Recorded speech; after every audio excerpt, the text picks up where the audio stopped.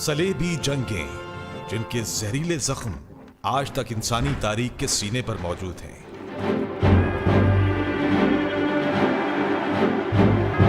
किसी ने इन जंगों को मजहबी जुनूनियत कहा,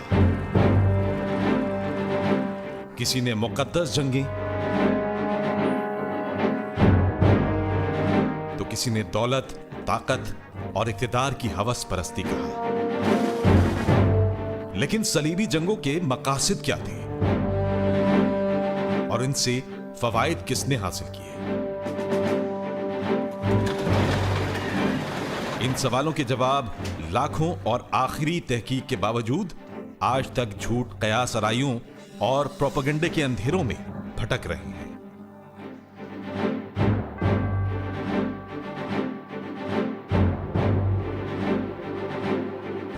तारीख के सफात बताते हैं, सलेबी जंगों की बाज़ाब्ता बुनियाद सरजमीन। इन सवालों के जवाब लाखों, लेकिन सलीबी जंगों के मकासद क्या थे और इनसे फवाइद किसने हासिल किए?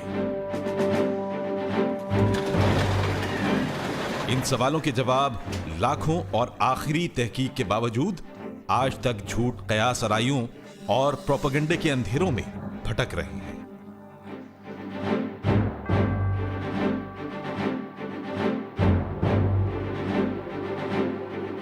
तारीख के सफात बताते हैं, सलेबी जंगों की बाज़ाब्ता बुनियाद सरजमीन मुक़द्दस यरूशलेम पर कब्जे की ख्वाहिश बनी। यह उन दिनों की बात है जब मुसलमान इल्म, फन, ताकत, तरक्की के औज कमाल पर थे और बैतुल मुक़द्दस की फजाओं में अल्लाह अकबर की आवाजें गूंजा करती थीं।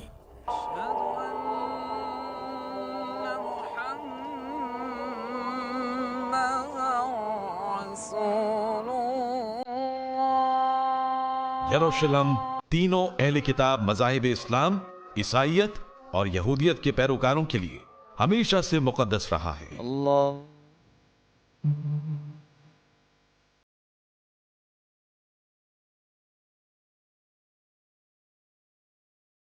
बैतुल मुक़द्दस मुसलमानों का क़िबला अव्वल था, इसलिए मुसलमानों के लिए यह मकाम इंतहाई मुबारक है। इसी तरह अहदनामा अतीक के मुताबिक बैतुल मुक़द्दस का ताल्लुक हज़रत सुलेमान अलैहिस्सलाम से है, इसलिए यहूदियों के लिए भी उस मकाम की खास अहमियत है। ईसाई भी हज़रत ईसा अलैहिस्सलाम की तरह हज़रत सुलेमान का एहतराम करते हैं, लेकिन यरूशलेम की तक़दीस इनकी नजरों में इसलिए भी अहम है कि हज़रत ईसा अलैहिस्सलाम की पैदाइश बैतुल हम यरूशलेम में हुई।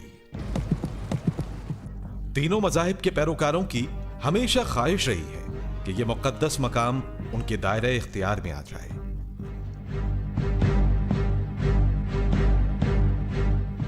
और इसी ख्वाहिश ने इस मुक़द्दस मकाम को मुताद्दिद बार जंगों का अखाड़ा बना डाला।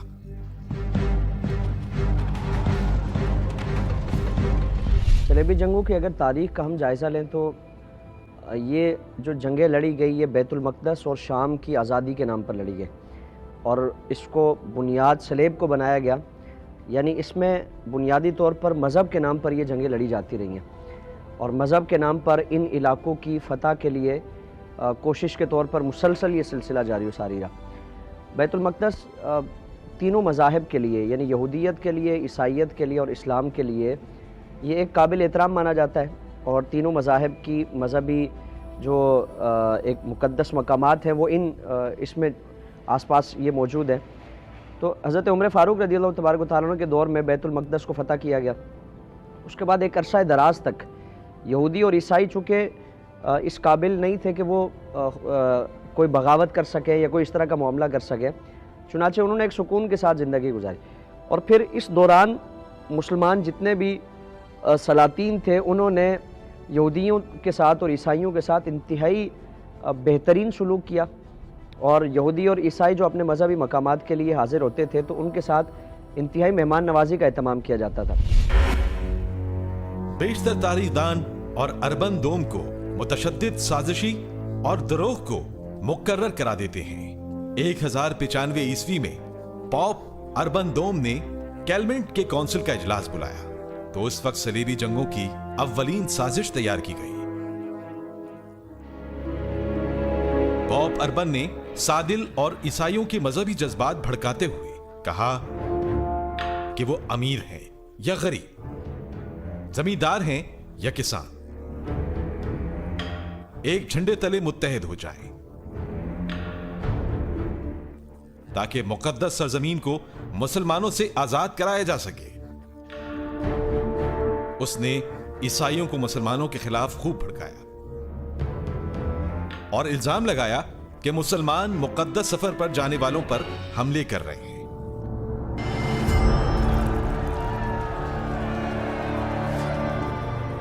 और ईसाइयों की मुकद्दस जगहों पर तजलील की जा रही है। मुसलमानों ने दुनिया के बहुत बड़े हिस्से पर कब्जा कर लिया है और यूरोपियों के रहने और हुकूमत करने की जगह तंग कर दी है। लिहाजा हमें इस मुकद्दस जंग में यरूशलेम पर कब्जा करना है।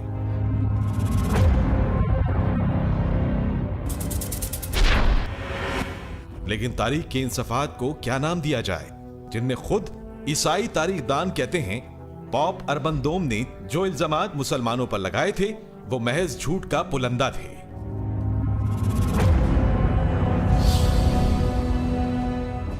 बल्कि सलेबी जंगों के नाम पर खून के इस तवील होली खेलने के पॉप अर्बन दोम के मकासद कुछ और थे। सलीबी जंगों का आगाज़ 1095 में हुआ और पॉप की तकरीर से इसका आगाज़ हुआ कि ईसाई पॉप ने दुनिया भर के ईसाइयों को मुखातब किया और मुसलमानों के ख़िलाफ़ जंग करने का हुक्म दिया उनको। ये जो सलीबी जंगें हैं इनको इसलिए कहा जाता है कि इसमें सलीब को अलामत के तौर पर इस्तेमाल किया गया। ईसाइयों और मुसलमानों के दरमियान जंग थी और बुनियादी तौर पर बैतुल मुक़द्दस पर कब्ज़ा करने के लिए। इसके मुतअद्दिद असबाब हैं जिसमें एक इसका ये मजहबी पहलू है और उसके साथ साथ दूसरा पहलू जो है वो कलीसा और हुकूमत के दरमियान, बादशाहत के दरमियान बढ़ती हुई कशमकश थी। कलीसा अपना इक़्तिदार कायम रखना चाहता था और इस मकसद के लिए इस जंग को मजहबी जंग का नाम दिया गया और सलीब के नाम पर, मज़हब के नाम पर, ईसाइयत के नाम पर पूरी दुनिया के ईसाइयों को जमा किया गया और यहाँ तक कहा गया यानी ज़मानत दी गई कि जो इन सलीबी जंगों में हिस्सा लेगा उसका दाखिला जन्नत में लाजिम है।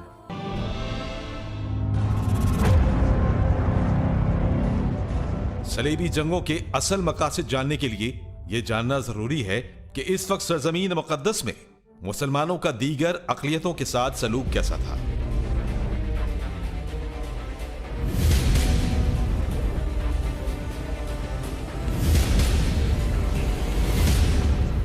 बेशतर ईसाई तारीखदान समझते हैं कि पोप अर्बन दोम ने मुसलमानों पर जो इल्जामात लगाए थे उनके पीछे तासुब और दीगर मफादात की आग भड़क रही थी।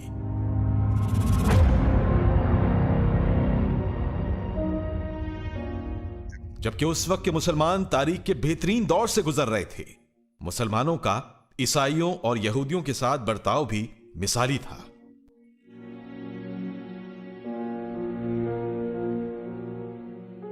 उन्हें अपनी इबादत और रसूमात अदा करने की मुकम्मल आजादी थी। तमाम अक़लियतों पर मुश्तमिल यह मखलूत माशरा इस मुक़द्दस सरजमीन में इस्लाम के ज़रई असूलों के मुताबिक चल रहा था। लेकिन चूंकि इस दौर में आज के मुकाबले में बाहमी राब्ते का शदीद फुकदान था, जराए नक्लो अमल इंतहाई पसमानदा थे।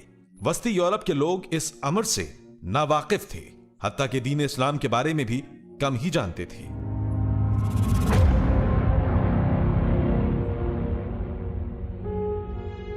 उन हालात में मजहबी तौर पर पसमानदा आम आदमी के जज्बात को इश्तियाल दिलाना पॉप अर्बन दोम के लिए ज्यादा मुश्किल नहीं था। हद तो यह है कि पॉप अर्बन दोम ने ईसाई तालीमात से बगावत करते हुए यह वादा भी कर दिया कि जो लोग इन सलीबी जंगों में शिरकत करेंगे उनके तमाम गुनाह माफ हो जाएंगे। 1095 ईस्वी तकरीबन ये जो ज़माना है कि इसमें मुख्तलिफ इलाकों के जो सरबराहान थे, मजहबी उनके रहनुमा थे, उन्होंने मज़हब के नाम पर आवाम को उबारना शुरू कर दिया और नारा ये लगाया गया और दावा ये किया गया कि मुसलमानों के हाथों ये मुक़द्दस मकामात पामाल हो रहे हैं, यहाँ जाने वालों के साथ नारवा सलूक किया जाता है और इनको मजहबी आज़ादी नहीं दी जाती। क्योंकि जब इस तौर पर उभारना शुरू किया गया तो अब वहाँ शराब नोशी, नाच गाना और ये सारी चीज़ें, तो मुसलमान सलातीन जो थे, उमरा, उन्होंने इन चीज़ों पर कंट्रोल किया। लेकिन वो दूसरी तरफ उसको ले गए, एक मनफी प्रोपेगेंडा शुरू कर दिया गया और फिर इसी मनफी प्रोपेगेंडे की वजह से 1095 ईस्वी से लेकर तकरीबन 1290 तक तकरीबन ये सिलसिला जारी रहा और जिसमें लाखों अफराद को कत्ल किया गया दोनों अतराफ से, यानी मुसलमानों से भी शहीद हुए, यहूदियों से भी, ईसाइयों से भी। और ये सिलसिला आज तक तकरीबन जारी व सारी है कि इन मुक़द्दस मकामात के नाम पर, कि जहाँ एक एहतराम के साथ, अकीदत के साथ, अदब के साथ हाजिर होना चाहिए, अपने अपने तौर तरीके के मुताबिक इबादत की जानी चाहिए, जिस तरह मुसलमान सलातीन के ज़माने में रहा। लेकिन बदकिस्मती से एक मनफी प्रोपेगेंडे की वजह से मुख्तलिफ अदवार में ये सलेबी जंगों का सिलसिला जारी व सारी रहा, जो पूरी दुनिया में कहीं ना कहीं हमें किसी न किसी सूरत में आज भी ये नज़र आता है।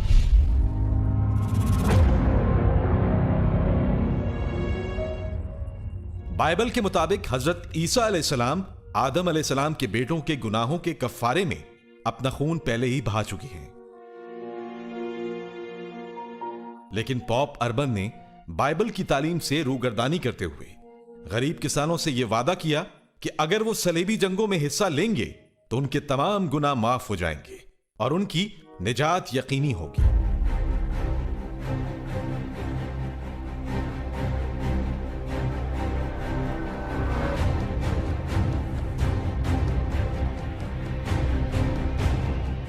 यहां यह सवाल खड़ा होता है कि क्या सलीबी जंगें हजरत ईसा अलैहिस्सलाम की तालीमात के खिलाफ हुई थी? अर्बन दोम के लालच से लबरेज वादे ने अपना असर दिखाया।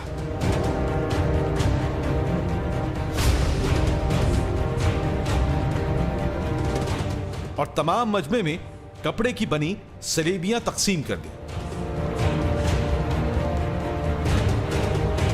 उसके बाद सब लोग इस मुकद्दस जंग के मिशन को फैलाने के लिए मुंतशिर हो गए। इन सलीबी जंगों का ये वाहिद मकसद नहीं था।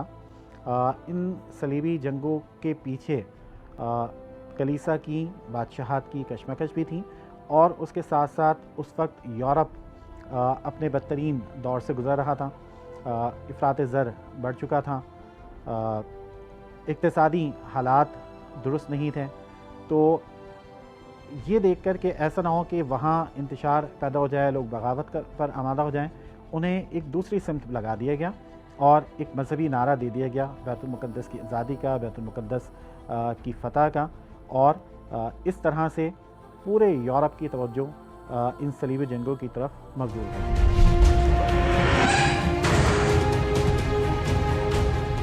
पॉप की इस कॉल पर जल्द ही शदीद रद्द-ए-अमल हुआ और जल्द ही इस अमल ने खूनी तारीख रकम कर डाली। कलील मुद्दत में एक एक बहुत बड़ी सलीबी फौज तैयार हो गई। इस लश्कर में न सिर्फ बाकायदा लड़ने वालों की बड़ी तादाद थी, बल्कि 10,000 आम अफराद भी शामिल थे।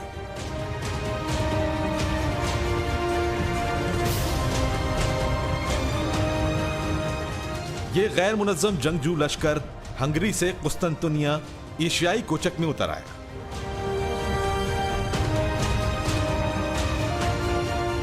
लेकिन हंगरी के सिपाहियों ने उन्हें इबरतनाक शिकस्त दी और बच जाने वालों का तुर्कों ने सफाया कर दिया।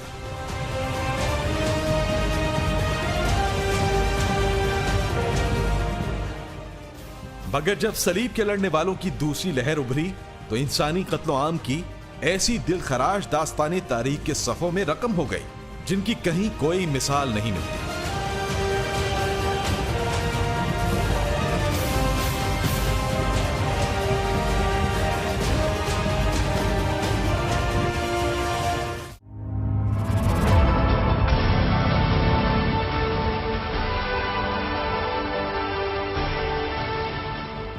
सन 1096 ईस्वी के मौसम गर्मा में सलीबियों का लश्कर 3 मुख्तलिफ टोलियों में रवाना हुआ। बाज़मतीनिया के बादशाह एलेक्सिस अव्वल ने इस लश्कर की भरपूर मदद की। और 4000 मफरूज पर मुश्तमिल पहाड़ी सरदार और पैदल फौज के 25,000 अफराद फराहम किए।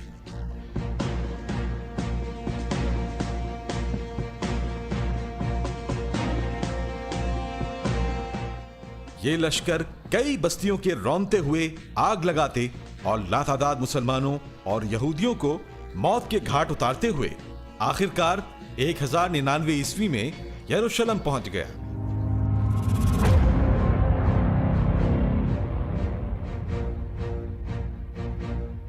और तकरीबन 5 हफ्तों के मुहासरे के बाद शहर फतह हो गया। एक मुहर्रिक के मुताबिक उन्होंने बिला इम्तियाज औरत और मर्द के जहां तुर्कों और सिराहिंस को देखा, तलवार की नोक पर लटका दिया। सलीबियों ने हर एक शख्स का कत्लेआम किया जो उनसे मिला और हर वो चीज लूट ली जो उनके हाथ आई।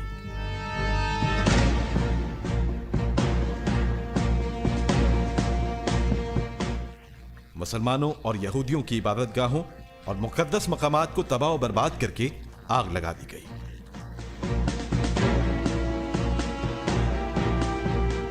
सारा शहर आग के शोलों में घिरकर अपने खून में नहा गया। जिन यहूदियों ने इमारात के अंदर पनाह ली थी, उनको भी जिंदा जला दिया गया।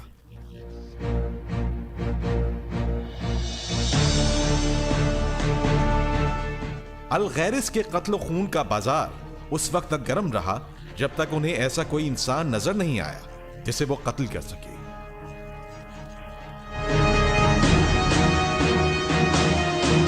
यहां भी ये सवाल सर उभारता है कि क्या सलीबी जंगें सिर्फ बैतुल मक़दस पर कब्जे के लिए की गई थी,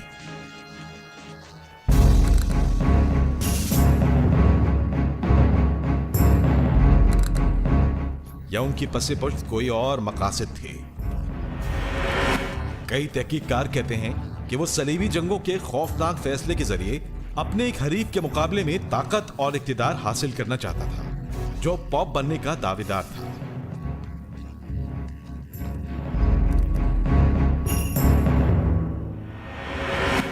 कई तारीखदान तो और आगे तारीख में लिखते हैं, दौरान सफर लालची झत्तों ने सोने और जवाहिरात की उम्मीद पर लातादाद यहूदियों और मुसलमानों को तह तेग कर दिया।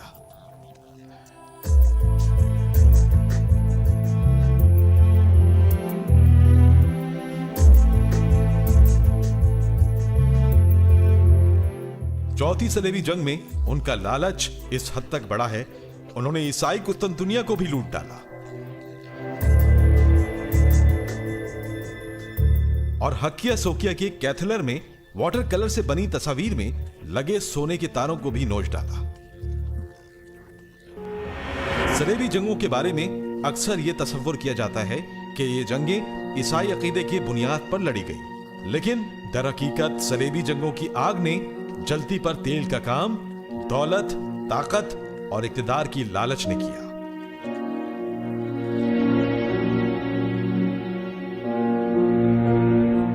इस वक्त का यूरोप आज के बरक्स इंतहाई गुर्बत, जहालत, अफलाज और तोहिमात का शिकार था।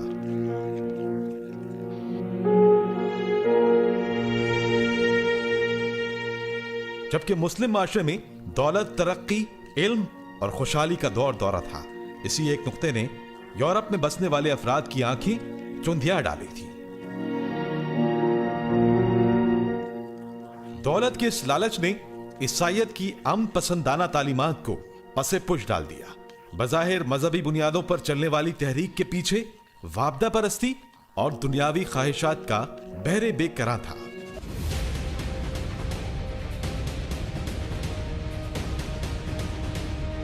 इन जंगों के बाद मुसलमानों की तहकीकी कुतुब और साइंसी इजादात यूरोप में मुंतकिल होने लगी। इस तरह गुर्बत और अफलाज, तोहिमात का शिकार यूरोपी माशरा मुसलमानों की तहकीक और इजादात की बदौलत तरक्की की सीढ़ी चढ़ने लगा।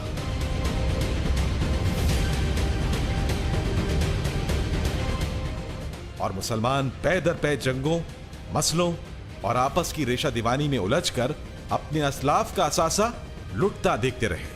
रफ्ता रफ्ता अपने अजीम माजी को भूलकर दलदल में दस्ते चले गए।